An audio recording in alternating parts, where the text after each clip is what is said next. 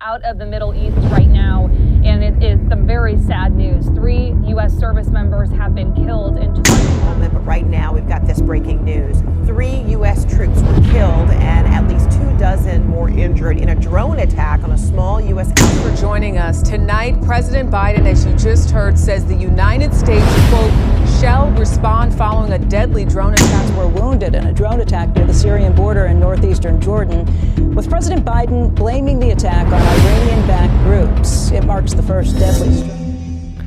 Sa lalungang tumitinding sitwasyon sa Middle East, mga kaibigan, ay 3 Amerikanong sundalo na nakabase nga sa Jordan ang namatay sa isang drone strike at sinisisi ng Amerika na ang Iran daw ang may kagagawan ng pangyayaring ito. Ano nga ba ang nangyayari sa tumitinding tensyon sa Middle East? Yan ang pag-uusapan natin sa video na ito. Ngunit bago tayo magsimula ay siguraduhin munang nakasubscribe at i-click ang notification bell button para palagi kang updated kapag may bago tayong ilalabas na mga videos.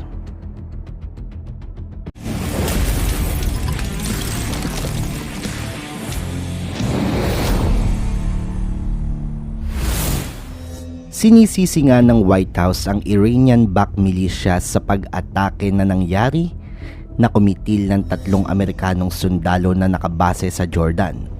Ito nga mga kaibigan ng kauna-unahang kaso na may namatay na mga Amerikano magmula nang uminit ang tensyon sa Middle East. Kaya naman galit na galit ang White House at hindi matanggap ang nangyari sapagkat nalagasan nga sila ng mga sundalo dahil sa pangyayaring yon.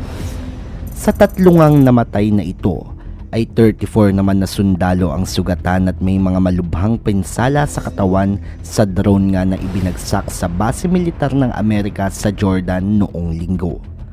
Mariin ngang sinabi ng administrasyon ni President Biden na wala daw ibang may kasalanan kundi ang Iranian-backed militia at pagsisisihan nga daw ng Iran ang ginawa nilang ito, sapagkat ngayon lang nakapagtala ng mga sundalong namatay magmula pa noong nag-umpisa ang gyera ng Israel at Hamas.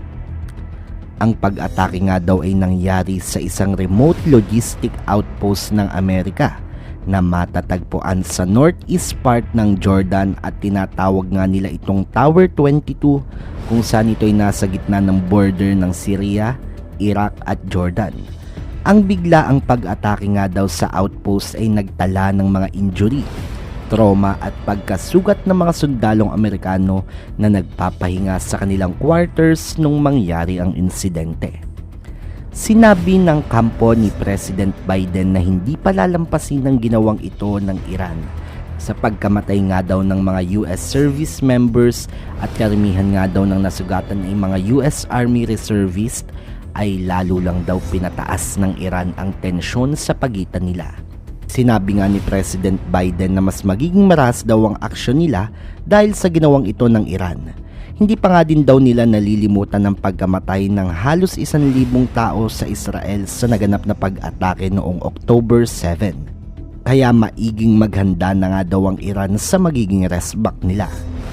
Sa isang interview ni Biden nga ay sinabi nitong unmanned drone attack ang ginawa sa mga tropa na nakaistasyon sa border ng Jordan at Syria. Sinabi din ng presidente na sa pagkalap daw nila ng impormasyon at katotohanan ay sigurado daw siya na ang militanteng grupo ng Iran na nakapwesto sa Syria at Iraq ang may pakanan ng insidente. May speech din na inilabas si President Biden kung saan sinabi nito na may 3 magigiting na kaluluwa nga daw ang namatay. Matapos sabihin nito ay tumahimik siya saglit na tila huminga ng malalim at pagkaraan tinuloy din at sinabing, "We shall respond." We had a tough day last night in the Middle East. We lost 3 brave soldiers in an attack on one of our bases, and we shall respond. Dito nga ay makikita na talagang desididong rumesbak si Biden at ang buong hukbo ng Amerika sa pangyayaring ito. Dagdag pa ng Defense Secretary ng Amerika na sigurado nga daw sila na ito ay kagagawan ng Iran, ngunit ang di pa nila matukoy ay kung saang bansa mismo nagmula ang drone na nagpasabog sa lokasyon ng mga tropa nila. Sabi pa niya na siya daw at si President Biden ay hindi palalampasin ng ganitong mga aksyon Gagawin daw nila ang karampatang aksyon para protektahan ang tropa at interes ng Estados Unidos. Samantalang tumanggi naman na silang pangalanan pa at ibigay ang pagkakakilanlan ng 3 sundalo na nawala. Ito ay bilang pagrespeto na rin nga daw sa mga ito at sa pamilyang kanilang naiwan. Sinabi din nila na ang ibang sundalo na sugatan daw ay kinakailangan pang dalahin sa ibang bansa dahil sa komplikadong kagamitang medikal ang kailangan ng mga ito na wala sa nasabing lugar. Asahan daw na posible pang madagdagan ang bilang ng mga sundalong namatay sapagkat malala daw ang lagay ng ibang mga sugatan. Sa isang pahayag naman ay sinabi ng militanteng grupo ng Iran na sila naman daw lagi ang sinisisi sa mga ganitong pangyayari. Kaya nga daw kung totoo na sila nga ang may kagagawan nito, baka nga daw ito'y sagot lang nila sa patuloy na pag-okupa ng mga Amerikanong sundalo sa Iraq at sa ibang karatig na rehiyon. Kumbaga pinalalabas ng militanteng grupo ng Iran mga kaibigan na ito daw ay kanilang ginawa lang dahil sa pagiging pakialamero ng Amerika sa kanilang rehiyon. Sinabi din naman ng Amerika na maswerte pa daw ang mga kalaban sapagkat nung oras na yun ay hindi gumana ng maayos ang kanilang kagamitan at hindi na-detect na may paparating na drone attack.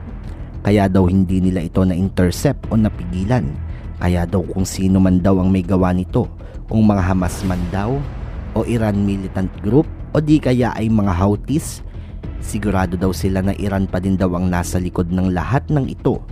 Kahit ano daw gawin ng Iran ay hindi daw nila mapipigilan ang puwersa ng Amerika sa pagbabantay sa rehiyon na yun upang protektahan daw di umano ang mga kaalyado nilang bansa na inaapi ng mga rebeldeng grupo na hawak ng Iran.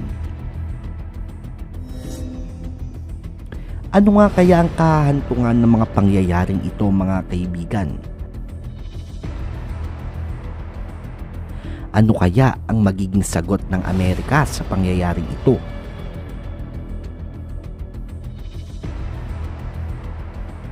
Posible bang ang sinasabi na ng Amerika na marahas na sagot nila ang lalong magpasiklab at humantong na talaga sa gyera ang sigalot ng mga nasabing bansa? Anong iyong opinyon? Ibigay mo ang iyong opinyon kaibigan sa ating comment section down below. Huwag mo na din kalimutan na i-like ang ating video kung nagustuhan mo ito. Muli ay maraming salamat sa inyong panonood. Mag-ingat ang lahat at kita-kits tayo sa ating mga susunod na videos.